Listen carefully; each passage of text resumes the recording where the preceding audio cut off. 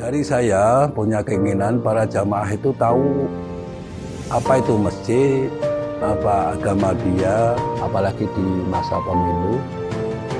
Modal utama kita rukun dan guyup. Nah, sampai terjadi perselisihan. Nah, beberapa orang itulah yang bisa sebutkan dalam hal merapatkan mendirikan Masjid Indonesia 19. Saya harus meneruskan apa yang beliau perjuangkan. Jangan jadi kuli di kampung sendiri, jangan jadi makmum di masjidmu sendiri. Ya, terima kasih. Assalamualaikum warahmatullahi wabarakatuh. Perkenalkan, nama saya Bapak Dawami Salam. Saat ini kesibukan saya kalau di kampung sebagai Ketua Takmir di masa-masa akhir jabatan periode 4 tahunan ini. Sedangkan kesibukan pribadi masih bekerja seperti biasa di berbagai proyek. Seperti itu.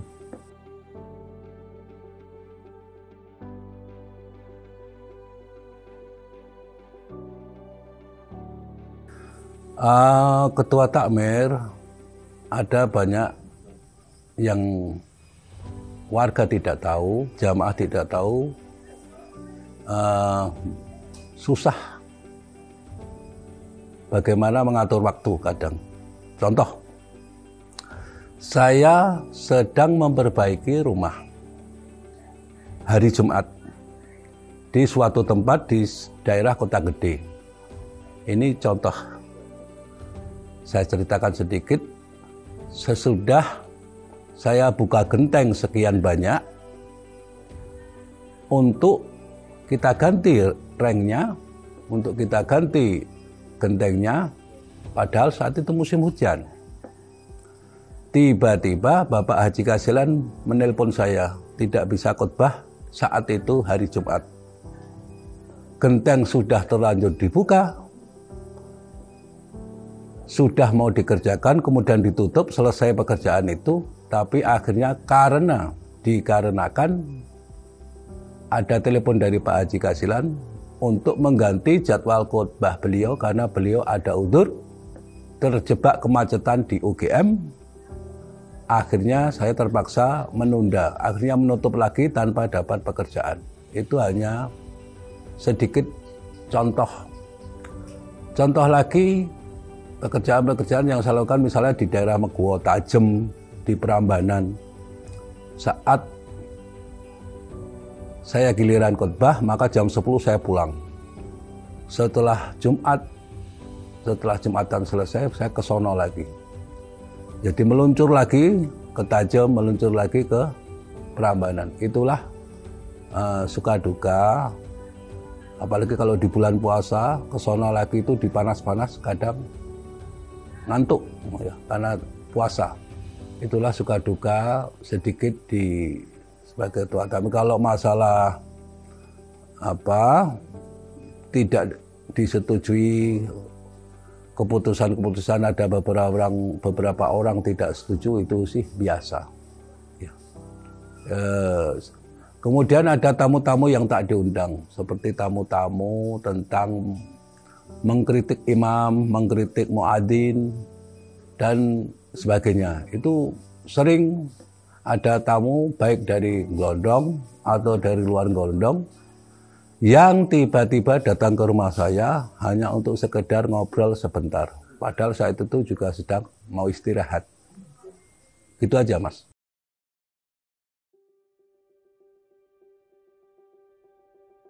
Kalau orang tua saya, terutama ibu yang paling keras, yang mendidik disiplin. Disiplin dalam arti sholatnya. Yang kedua, sholat Al-Qur'annya. Ibu saya paling disiplin. Jadi almarhum ayah saya masih kalah dibandingkan dengan almarhumah ibu saya dalam hal mendidik saya. Almarhumah ibu saya paling disiplin, paling keras dalam mendidik agama. Hampir tiap pagi bagian beliau yang mengingatkan di waktu saat masih muda, itulah cara mendidik, yaitu disiplin, menjaga disiplin.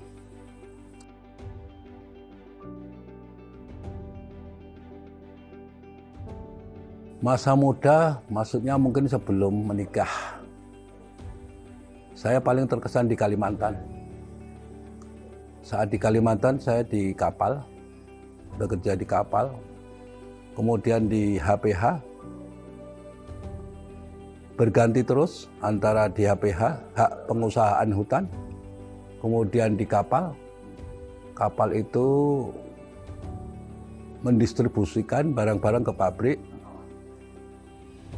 ke beberapa pabrik, dan itulah yang paling menurut saya, karena di sini tidak ada laut, tidak ada sungai yang besar, sampai saat ini paling berkesan justru di Kalimantan. Berteman dengan orang-orang dari Makassar, Bugis, saya sendiri yang Jawa, bersama orang-orang NTT, Flores, orang Ambon, semuanya orang Timur. Asik, saya menikmati, dan saat di HPH paling menikmati saat begitu dekat dengan alam, yaitu di hutan.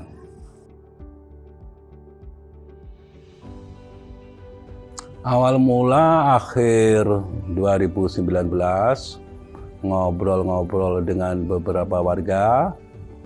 Kemudian saat itu Bapak Haji Indro Sulastomo masih sebagai ketua kampung,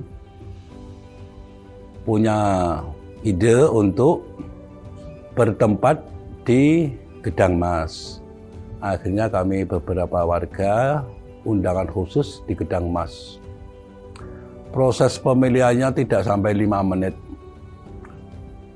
Pak Indro kemudian membuka acara tentang pemilihan ketua takmir, kemudian 1-2 orang menyeletuk Pak Dawamaja. Dah, langsung ketok palu Pak Indro. Jadi agak lucu juga. Ini pemilihan ketua takmir di Gedang Mas dari beberapa warga. Mungkin saat itu Pak Indro punya banyak agenda yang tidak bisa ditinggalkan, sehingga terbersit keinginan untuk segera cepat mengambil keputusan dan disetujui warga. Jadi sejarahnya seperti itu. Ya agak kaget juga karena proses pemilihannya di sana biasanya kan di joglo ini yang sudah-sudah, atau paling tidak di tempat yang lain yang lebih luas sambil duduk-duduk seperti layaknya hari 17 Agustus atau di hajatan yang banyak orang, ada bapak-bapak, ada ibu-ibu dan sebagainya.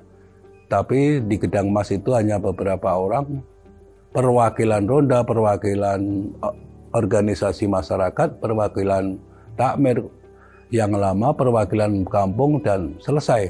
Jadi beberapa orang menyeletuk. Akhirnya apa boleh buat, saya terima. Seperti itulah kejadiannya.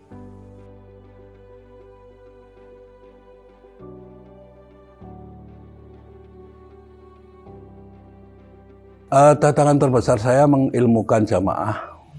Mengilmukan jamaah yang saya maksud itu dari saya punya keinginan para jamaah itu tahu apa itu masjid, apa agama dia, agama beliau. Sebab agama itu ageman. Ageman itu kan pakaian. Jadi sehari-hari pakaian kita itu harus hafal. Ini yang benih harus copot, ini yang longgar, ini yang sempit. Kalau ageman saja tidak tahu, saya sangat sedih, sangat khawatir. Saya menginginkan jamaah di masjid itu, tantangan terbesar saya mengilmukan atau membuat mereka itu pandai ingin belajar. Jadi tidak dimonopoli, yang tahu agama cuma itu aja. Kalau yang tahu agama ini itu, Pak itu. Yang tahu fikih Pak itu, yang tahu tarikh Pak itu. Kalau bisa yang itu banyak. Jadi mayoritas kita paham apa agama kita, terutama ilmu itu bisa kita dapat dari masjid kita. Itu tantangan saya yang sampai saat ini masih menjadi PR. Maka dari itu saya agendakan untuk tafsir Quran, acara pesolatan Dibanyakkan seperti itu, bahkan Risma juga walaupun sedang melempem ya karena kehujanan, tapi ya itulah, tidak apa karena naik turun ya, stagnan, ada yang stagnan, ada yang naik turun, ya, ada yang meningkat. Itulah dinamika kehidupan berjamaah di masjid. Tapi tantangan terbesar saya membuat orang supaya bisa menjadi tahu tentang apa itu masjid, adab istiadab di masjid, fungsi masjid, dan sebagainya. Dan saya menginginkan orang itu ingin belajar, punya antusiasme untuk belajar. Antusiasme untuk belajar akan dapat kalau sudah mengikat diri ke Allah Subhanahu wa Ta'ala. Antusias itu kan dari entheos ya. En masuk, theos itu Tuhan. Jadi kalau Tuhan sudah masuk ke dalam diri manusia, kalau dalam bahasa Yunani kuno, maka dia akan antusias, bersemangat dalam mencari bekal di akhirat. Itu maksud saya seperti itu. Jadi tantangan terbesar saya agar jamaah bisa antusias mencari bekal ke akhirat dengan cara memakmurkan masjid kegiatan apapun, terutama di sholat wajib. Itu aja.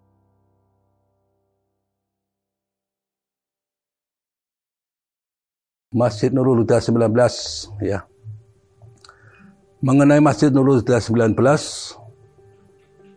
cerita detailnya saya tidak begitu paham. Ada rapat dengan Bapak Mendiang, Bapak Haji Susito, Bapak Ibu Hajah Sastro, Bapak saya sendiri, dan beberapa orang yang saat itu bincang-bincang di rumah Joglo ini. Setahu saya ceritanya seperti itu, tentang keinginan Ibu Hajah Sastro untuk mewakafkan sebagian tanahnya untuk dijadikan masjid, karena musola Al-Barokah, yaitu di Langgar, yang kita sebut Langgar di depan Pak Indro ini, sudah tidak muat untuk jumatan, sudah sangat sempit, sehingga diperlukan tempat yang lebih luas, yaitu di masjid. Itulah beberapa yang saya tahu, yang akhirnya setelah rapat, khususnya keluarga besar Bapak Haji Susito dan keluarga besar Ibu Hajah Sastro, maka dan juga tentu saja dari Bapak Mendiang, Bapak Hartoutomo, Bapak Norman.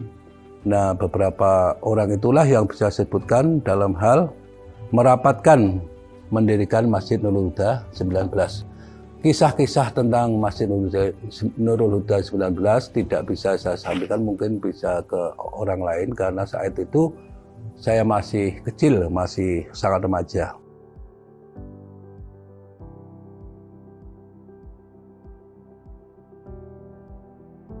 Oh, perubahan. Satu, mengenai aturan soft putri kita pindahkan ke bagian timur, tidak campur dengan laki-laki, karena itu sudah sesuai syariatnya, yaitu harus terpisah, baik itu di bersebelahan atau yang akan lebih baik itu di depan dan belakang, dan itu sudah kita lakukan walaupun caranya pelan-pelan. Yang kedua, ada peraturan tidak merokok di masjid, walaupun itu saya tahu, saya sadar itu banyak yang agak kurang begitu suka, terutama kaum laki-laki yang merokok. Tapi sebagai ketua takmir, saya harus go on, harus ada yang berbuat, harus ada yang berani. Aturan seperti itu ditempel, walaupun kalau di seluruh Bantul mungkin hanya kita yang berani nempel itu. Tapi itu sebagai ketua takmir, saya di Yaumul Hisab kita akan ditanya. Baitullah, masjid itu Baitullah harus beda dengan pos kamling. Nah, jadi adab istiadab tentang di masjid itu harus beda dengan rumah Allah dan rumah hamba Allah. Kalau di rumah Allah harus tenang, tempatnya harus bersih, asri. Di rumah hamba Allah mungkin beda ya. Di pos kamling, di terminal mungkin banyak puntung rokok, ada asbak. Di masjid jangan. Baitullah, area yang serambi, tempat utama, jangan sampai ada bau rokok, karena itu sudah ada di Quran. Surat Toha ayat 12 ada hadisnya, innallaha jamilu yuhibbu jamala. Allah itu maha indah dan suka yang indah-indah. Dalam ini maksudnya Allah itu suka yang bersih, wangi. Dan maha wangi, maha indah. Itulah dasar-dasar yang saya terapkan dalam hal menempelkan aturan. Walaupun itu terjadi ada beberapa orang yang tidak setuju, tapi saya yakin 1000% seluruh ibu-ibu di Glodong pasti setuju. Apalagi beberapa orang yang bekerja di kesehatan. Kalau diambil kita pelajaran, kalau sesuatu itu ada banyak yang mendukung, istilahnya 50+1, maka kita secara kalau kita ikut aturan pemilu, maka kita sudah betul. Terus aturan di Bantul 2016 ya, tentang asap rokok yang di tempat umum, yang nomor 22 itu, ya itu juga sudah memperkuat. Jadi secara hukum kebersihan kita sudah masuk, hukum syari'nya agama masuk, hukum nasionalnya Perbub tahun 2016 tentang bahaya rokok juga sudah masuk. Jadi tidak ada yang perlu diperdebatkan lagi. Sudah sesuai. Nomor yang selanjutnya, alhamdulillah di bulan ini kota infak sudah tidak dijalankan. Kita ingin masjid kita itu tidak terkesan masjid yang jaluan ya. Masjid yang ngemis, yang nyelekutis ya. Jadi infak dijalankan itu kan kayak ayo infaki, ayo nginfaki kan kayak orang ngemis ya. Sudah kalau orang sudah bawa uang ke Jumatan, niat dari rumah, ngapain sih harus nunggu infak? Kita berinfak itu kan harus ikhlas, tidak harus nunggu. Seperti layaknya keikhlasan kita saat buang hajat.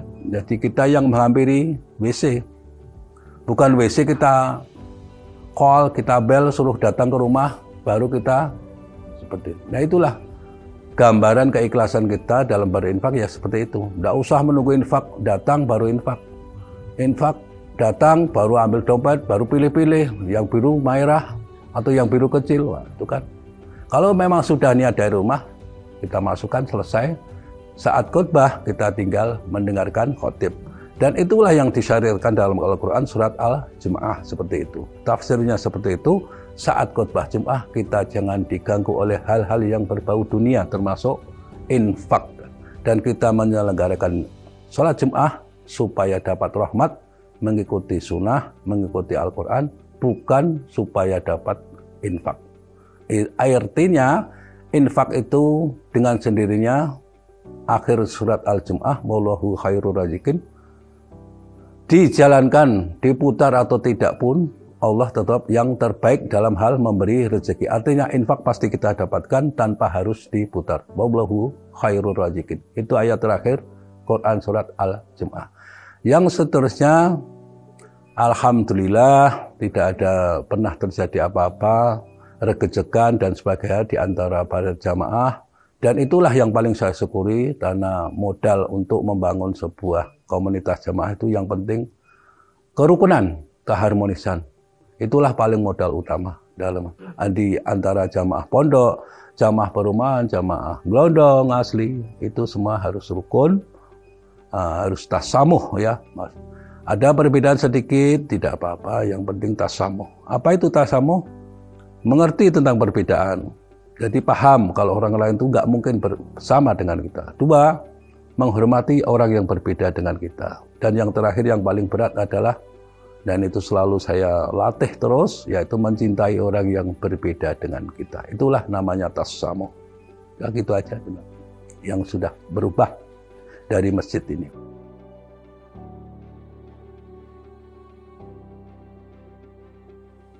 Kehidupan beragama di Glodong, mungkin saya agak sedikit cerita masa lalu.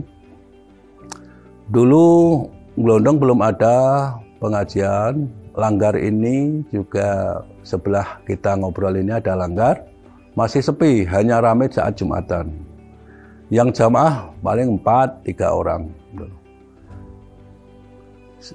Kisahnya adalah awal mulanya Bapak saya almarhum Bapak Norman dan almarhum Bapak Harto Utomo sering ikut pengajian di Kertopaten.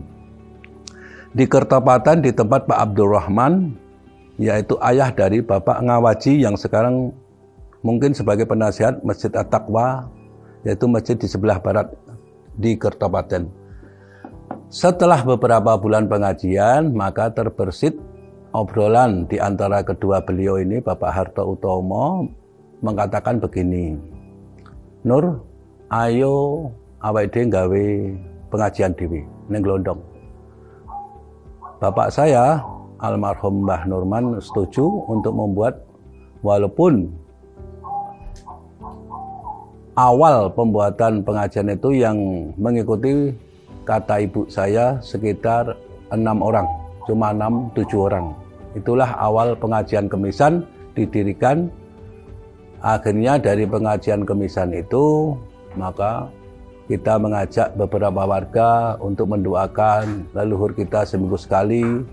Dan disitulah Bapak Dukuh, Bapak Sastro almarhum berpesan kepada Bapak Norman, kepada Bapak Harto Utomo, wes besok dimulai pengajian kemisan, singat sik mimpin tahlil, sajiman sik ngisi Riyadhus Shalihin. Maksudnya begini, beliau berkata singat itu, Bapak Harto Utomo itu putra pertamanya Kang Ngatijan. Jadi beliau memanggil Bapak Harto Utomo dengan panggilan singat, maksudnya putra pertama yang dipanggil, yaitu memanggil Pak Harto.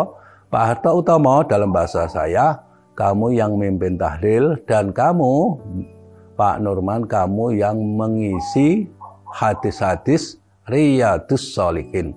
Kitab Riyadhus Shalihin hadis itu masih ada di tempat saya, masih saya baca sampai sekarang sebagai saksi bisu atas berdirinya pengajian kemisan.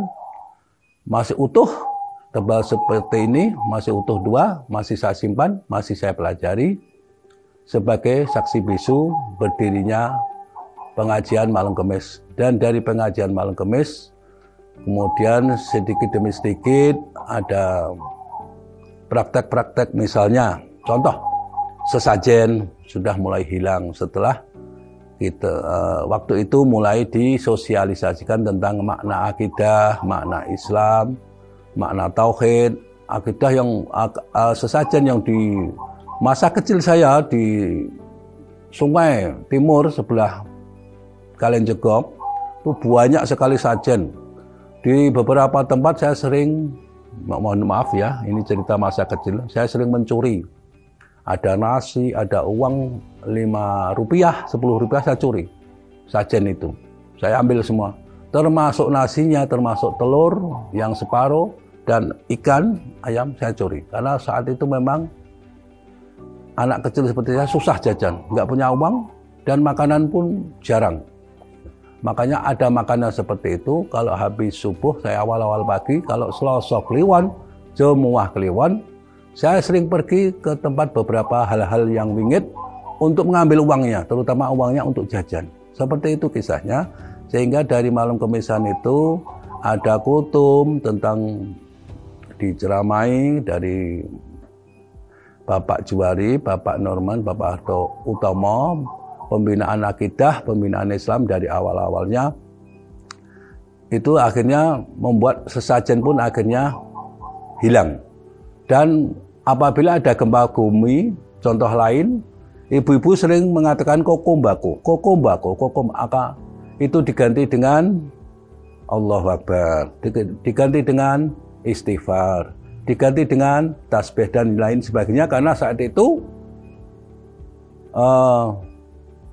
dakwah Islam masih terbatas pada menghafalkan surat-surat pendek, Al-Fatihah, An-Nas, Quluhu, dan sebagainya. Jadi masih terbatas, orang mengaji bisa baca Quran juga terbatas, jadi sebatas memperkenalkan agama Islam. Ini loh agama Islam, harus sholat, harus Jumatan, harus baca Quran, dan sebagainya, dan sebagainya.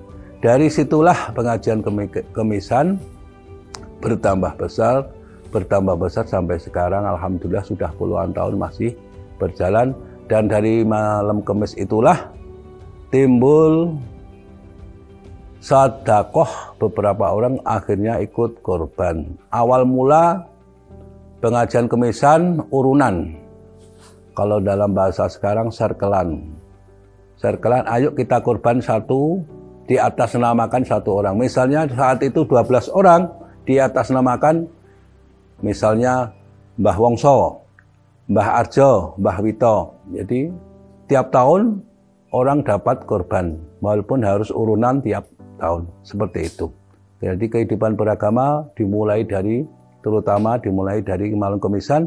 Dari malam Kemisan itulah kemudian ada tahlilan, di seputar tahlilan semakin ramai, ada sisipan-sisipan kultum tentang apa itu akidah, tentang apa itu Islam, rukun Islam, caranya sholat dan sebagainya. Dan akhirnya seperti inilah perkembangan Islam di Glodong. Sekarang sudah warga bisa lihat sendiri, jamaah bisa lihat sendiri kehidupan beragama di Glodong seperti ini. Tapi awal mulanya leluhur-leluhur kita dari Pak Dukuh, Bapak Sastro, Bapak Haji Susito, Bapak Nurul, Bapak Tautomo, dan beberapa simbah-simbah, misalnya Mbah Wongso, Mbah Wito, Mbah Arjo, Mbah Dulah, banyak lagi.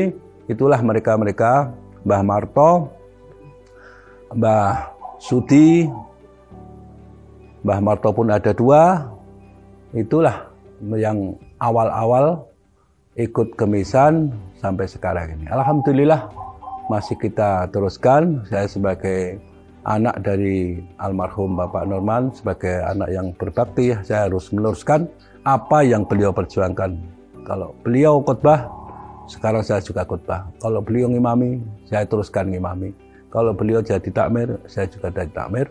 Kalau beliau juga pengurus korban, kemudian pengurus Kemisan, menggiatkan Kemisan, saya juga lanjutkan. Itulah bagian dari tanda berbakti kepada orang tua, melanjutkan apa yang diperjuangkan leluhurnya. Demikian.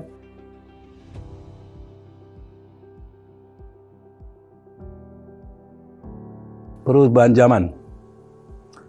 Perubahan zaman mungkin globalisasi, terutama di milenial. Orang menyebut di tahun 2000-an orang menyebut milenial. Jadi segala sesuatu informasi yang begitu cepat, apalagi sekarang ya. Jadi orang tua banyak yang nggak paham, walaupun banyak orang tua yang paham, tapi lebih banyak yang, terutama di kampung-kampung, nggak paham. Alih-alih paham itu, untuk HP aja banyak yang tidak paham menggunakan HP.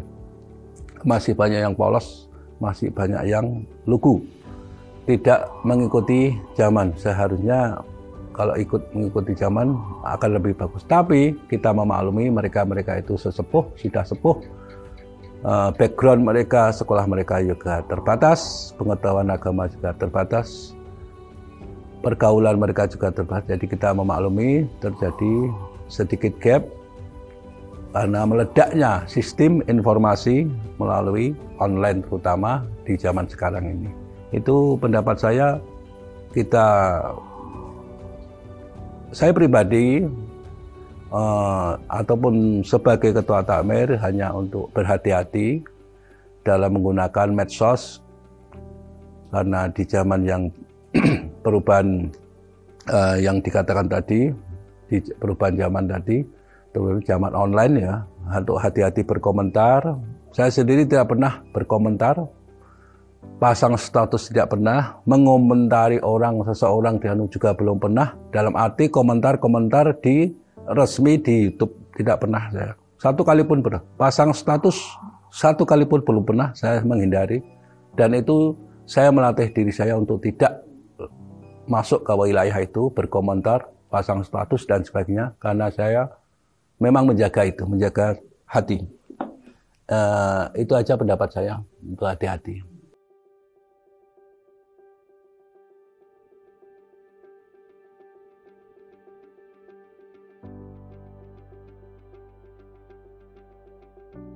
Krisis gap yang tua yang muda. Salah satu penyebabnya adalah anak-anak muda sekarang kurang paham tentang etika sopan santun. Yang kedua, kekurangan orang tua kurang bisa ngomong. Jadi sebenarnya semuanya tidak pada tempat yang tepat. Bukan salah. Hanya si orang tua tidak tepat, si anak juga kadang kurang perhatian dalam hal masalah adab, sopan santun dan sebagainya, sehingga mungkin terjadi gap. Yang orang tua karena kaku. Contoh, ada anak ini saya sebagai takmir di masjid. Kisah tentang gap antara orang tua dan anak muda.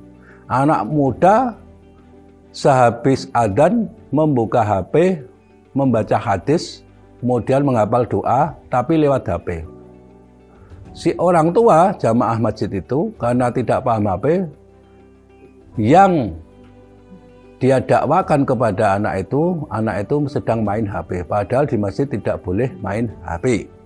Nah, itulah keluguan si orang tua ini memarahi si anak muda yang sedang main HP, padahal di dalam HP itu sedang baca Quran. Memang Quran di HP. Jangan main HP di masjid. Saya tidak main HP, Pak. Saya sedang baca Quran tapi di HP. Di masjid itu nggak boleh main HP. Nah, jadi tidak ada ujungnya. Ini hanya masalah gap. Bagaimana si orang tua itu lugu, polos, tidak mengikuti zaman, dan kemudian biidnillah, kalau bahasa Jawa dilalah, si anak juga langsung buka HP, langsung tidak mengatakan bahwa ini Quran. Jadi si orang tua yang lugu, kurang paham, si anak juga, kalau saya jadi anak, saya akan langsung matikan. Setelah sholat, saya akan bilang sama orang tua.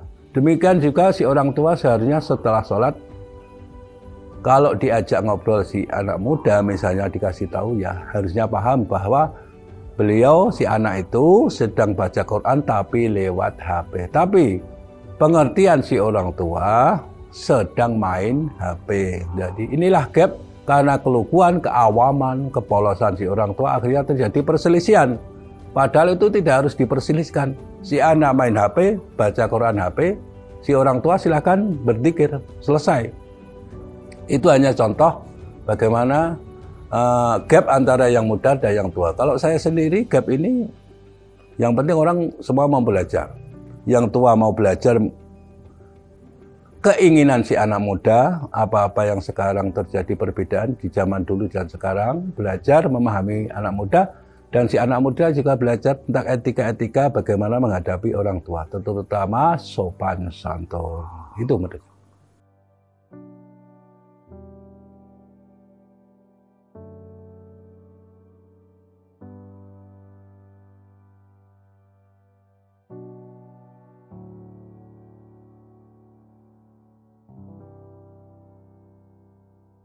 Ya, saya paham kalau ada di masjid itu tuh heterogen, jamaahnya heterogen. Ada yang dari perumahan, ada yang dari pondok, dari gelondong sendiri, ada yang pegawai, ada yang polisi, ada yang tentara, ada yang orang biasa. Nah, tentu dari heterogen itu punya sifat macam-macam. Ada yang kaku, ada yang luwes sama anak-anak, ada yang bisa ngomong sama anak-anak, ada yang tidak. Ada yang langsung memarahi walaupun baru sampai dan sebagainya. Nah, kita memaklumi sebagai bagian dari karakter. Memang awal mula seperti itu karena kurang pemahaman. Kurang belajar aja. Yang tua kurang belajar, yang muda juga masih dalam transisi belajar. Itulah akhirnya terjadi. Karakter awal kalau dari sononya orang itu kaku, biasanya juga kaku. Misalnya contoh, ada anak-anak main, langsung dimarahi, langsung mengatakan anak siapa tak kowe gitu. Maka si anak itu kalau si dia itu fobia, trauma, maka setelah itu mungkin si anak tidak akan ke masjid lagi karena saking takutnya.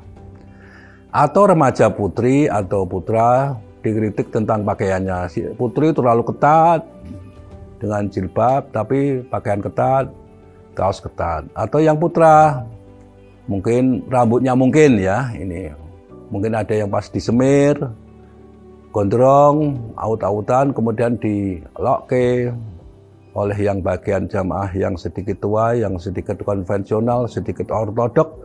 Akhirnya terjadi gap, akhirnya asal bunyi.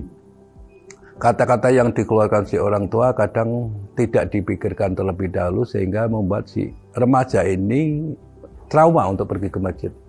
Ini beberapa persoalan yang mungkin saya sendiri kalau tidak dibantu jamaah lain tidak bisa, karena menyangkut karakter beberapa orang yang ortodok, yang kurang keilmuan, kurang wawasan, sehingga perlu pendampingan.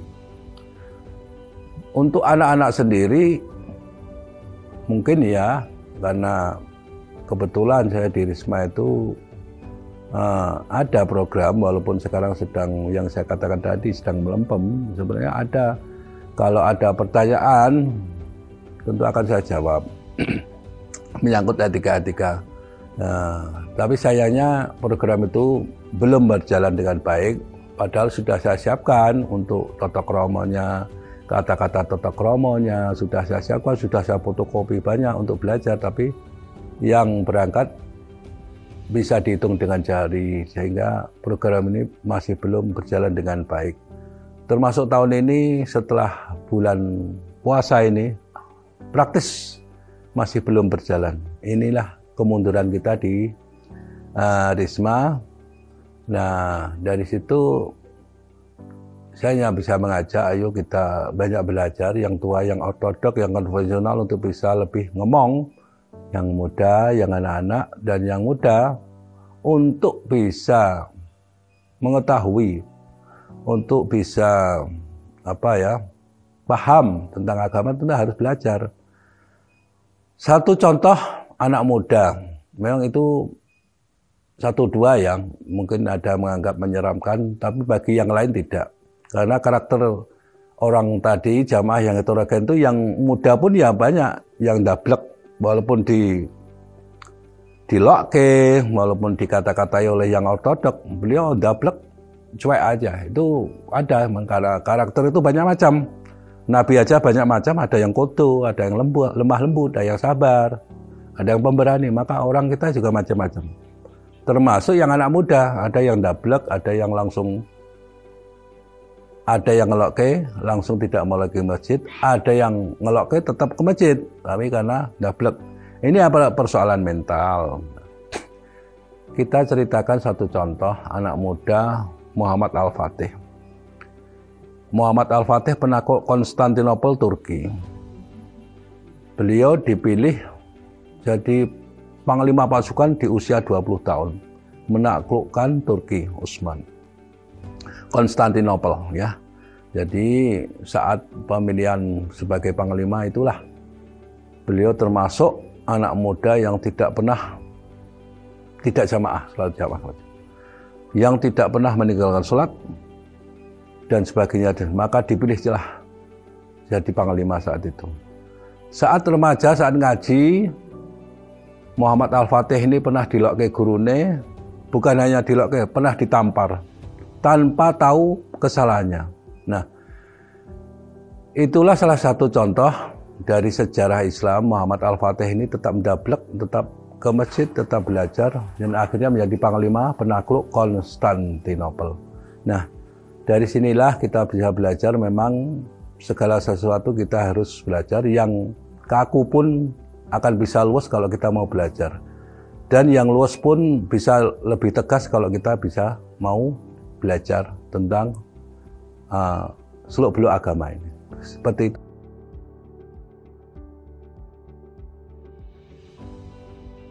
Generasi muda, pesan, tidak berubah. Tidak berubah, ya selalu belajar. Pesan saya ke Risma, ke muda-mudi hanya satu kok. Jangan jadi kuli di kampung sendiri, jangan jadi makmum di masjidmu sendiri. Kita harus kuasai. Kita punya modal semuanya itu. Sini ada Pak DPRD, Pak Dukuh ada di sini, Pak Bamuskal ada, Pak Bulurah juga di sini. Kurang apa? Secara politik kita punya modal. Secara SDM kita ada. Sekarang ini masih menguasai kita. Beras, orang kita sendiri yang menjadi bos beras. Ada bakso, orang kita sendiri. Ada gas, orang gelondong juga yang pangkalan gas. Itu masih kita kuasai. Sekarang ini masih kita. Nah, itu harus kita pertahankan secara ekonomi, politik, ketertiban, keamanan, kita kuasai kampung ini. Dan juga masjid. Yang khotbah, yang isi kultum harus orang Gelondong. Kalau bisa seperti itu, kita yang kuasai. Justru kalau orang Gelondong iso bisa khotbah di luar, ngisi di luar, menjadi imam di luar. Jadi kita mengekspor bukan mengimpor. Titik-titik yang khotbah orang luar, titik-titik yang imam orang luar, yang isi kultum orang luar. Terus kita kemana? Kan banyak SDM, banyak sarjana, banyak pensiunan, ya. Paling tidak yang sekolah SMA banyak. Ini kesempatan untuk belajar, untuk bisa menguasai kampung ini seterusnya. Jangan sampai dikuasai orang lain. Dan juga masjid jangan sampai dikuasai jamaah lain. Contoh, ada orang pakai jubah. Orang kita pakai hem biasa. Terus disuruh di soft depan. Monggo Pak, monggo. Ya, kalau saya jadi orang Gelondong, ya saya akan menawati soft depan. Walaupun tidak harus di belakang imam. Tapi kita yang kuasai itu. Ini masjid kita kok. Mosok orang lain dimanggak-manggak ke. Kita terima neng buri.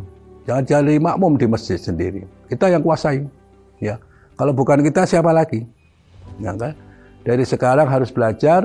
Jadi pengganti saya besok, pengganti untuk 10 tahun ke depan, tentu kita cari yang ketua kampung, ketua takmir yang lebih baik dari saya.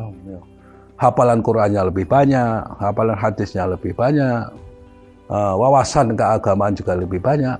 Itulah yang saya harapkan dari anak muda, menyiapkan itu. Jangan sampai pengganti malah kalah dengan yang lama, jangan sampai seperti itu. Karena itu sebuah bukti kemajuan, ya. Saya menginginkan ada ada revolusi besar-besaran untuk anak muda. Jadi ada ide-ide kreatif, ya, ide-ide yang inovatif untuk kemajuan kampung dan masjid, terutama di masjid, ya. Saya tidak untuk pesan kepada anak muda, tidak untuk hal-hal yang berbau bangunan, infrastruktur, tidak. Yang penting SDM. Asalkan SDM maju, secara otomatis yang lain akan maju. Itu. Pendidikan umum tinggi, pendidikan agama juga tinggi. Nah, itu akan menjadi modal paling bagus untuk memajukan masjid, Gelondong, dan juga kampung kita. Itu aja pesan saya untuk selalu belajar. Nah, jangan sampai kalah dengan kampung lain karena kita ibu kota kelurahan. Kita punya tenaga perumahan yang kebanyakan anak-anaknya sekolah tinggi, sarjana S1. Suatu saat kalau kita tidak berilmu, kita akan dikuasai kalau tidak. Dan cara menguasai peradaban Gelondong dan ke masjid ya harus dengan ilmu. Ilmu itulah nomor 1. Itu aja yang pesanan, cari ilmu.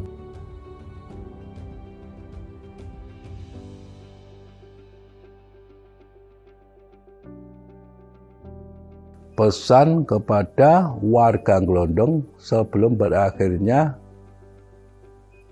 masa jabatan. Pesan saya kepada warga Gelondong, karena saya sebagai ketua takmir, ya memahami kekurangan saya selama ini, karena di periode saya banyak kekurangan.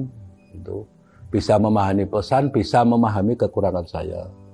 Pesan yang kedua, nanti bisa terpilih yang lebih baik. Secara pribadi saya menginginkan yang lebih baik dari saya. Itu calon pengganti saya lebih baik untuk bisa warga mencari yang lebih baik, syukur-syukur yang lebih muda, yang lebih punya wawasan dan sebagainya dan sebagainya. Jadi setidaknya saya bisa konsentrasi di anak-anak, di Quran, mengajari alif ba ta, mengajari qira. Itu lebih harapan saya, pesan saya kepada warga Gelondong untuk bisa memilih yang jeli, syukur-syukur bisa yang muda, yang lebih baik dari saya. Nah, yang selanjutnya pesan saya ulangi, memahami kekurangan saya selama ini. Kalau ada kekurangan ya mohon maaf, itu bagian dari manusia biasa.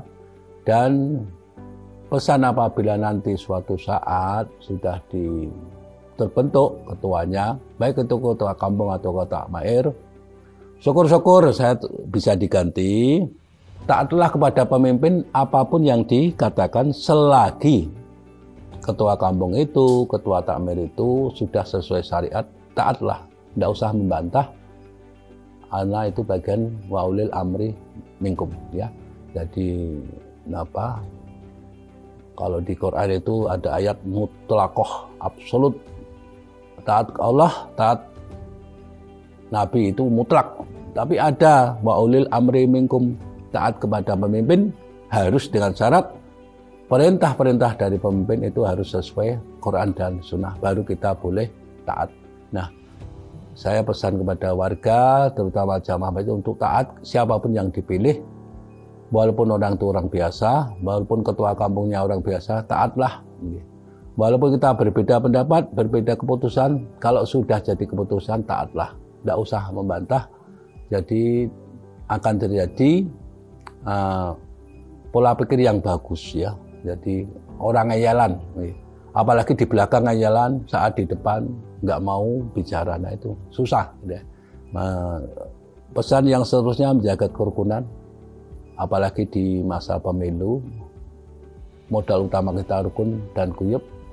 Jangan sampai terjadi perselisihan dan gesekan hanya gara-gara masalah sepele, masalah capres, cawapres, masalah pemilihan ini itu dan sebagainya. Pilihlah yang rukun, yang damai. Itu aja pesan terakhir saya di periode terakhir ini, ya. Saya ulangi, satu, memahami kekurangan saya selama ini. Yang kedua, nanti kalau sudah terbentuk, yang insya Allah saya berdoa ada pengganti saya, taatlah apapun yang telah menjadi keputusan beliau yang mengganti saya.